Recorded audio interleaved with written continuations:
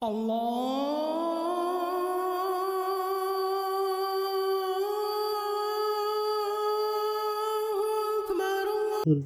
ভাই, তুমি যে আজানের সাথে সাথে খেয়ে ফেললা, ইত্যাদি সময় ইত্যাদি দোয়া পড়ে এরপরে ইত্যাদি করতে হয়।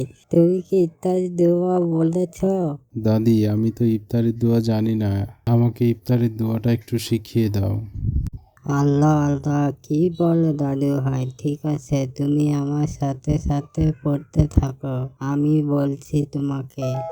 আল্লাহুম্মা লাকা শুনতু আল্লাহুম্মা লাকা শুনতু ওয়ালা রিজকিকা ওয়া আলা রিজকিকা ওয়া আফরাতু ওয়া আফরাতু বিহামাতিকা বিহামাতিকা ইয়া আরহামার রাহিমিন।